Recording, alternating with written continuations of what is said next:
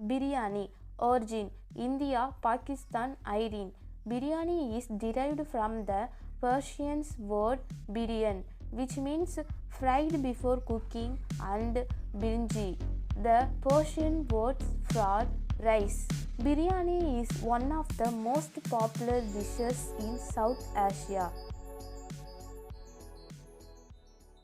Biryani is a mixed rice dish originating among the Muslims of the Indian subcontinent. It is made with Indian spicy rice and usually some type of meat, chicken, beef, goat, prawn, fish, or some type of courses without any meat, and sometimes